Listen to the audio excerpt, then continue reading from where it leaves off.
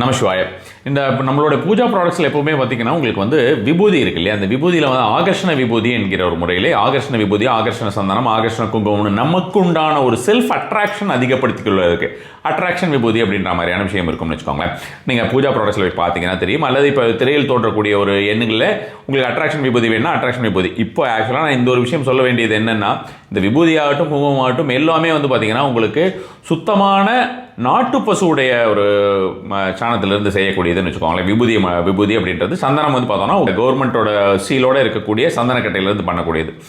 இந்த இப்போ இருக்கக்கூடிய இந்த ஐயப்பசாமி விபூதி அப்படின்றது, இந்த ஐயப்பசாமி விபூதி என்னன்னா, இப்போ இந்த ஐயப்பன்மார்கள் எல்லாம் இருக்காங்க இல்லையா, அந்த கார்த்திகை மாதத்தில் இருக்கக்கூடிய ஐயப்பன்மார்கள் எல்லாமே அவர்கள் ஒரு விதமான ஒரு நல்ல சொரசொரான்னு இருக்கக்கூடிய ஒரு விபூதியை வந்து அணிந்து கொள்வதற்கு விரும்புவார்கள். ரெகுலராக ஐயப்பசாமிகள் விரும்பக்கூடிய ஒரு விபூதி, அந்த ஒரு விபூதி இப்போ ஆட் பண்ணியிருக்கு. ஸோ ஐயப்ப சாமிகள் யாராவது உங்களுக்கு தேவைப்பட்டிருக்கலன்றதுனா உங்களுக்கு இந்த ஒரு விபூதியுமே அவங்க வந்து அந்த சுத்தமான நாட்டு பசுவுடைய விபூதியுமே ஐயப்ப சாமி விபூதின்னு கேளுங்க. இல்லை அட்ராக்ஷன் விபூதியோ அல்லது அட்ராக்ஷன் சந்தனம் அல்லது அட்ராக்ஷன் குங்குமம்னா அதற்குண்டானது நீங்கள் வந்து வாட்ஸ்அப் பண்ணிங்கன்னா அதுக்குண்டான லிங்க் அனுப்பி வைப்பாங்க. நமசிவாய.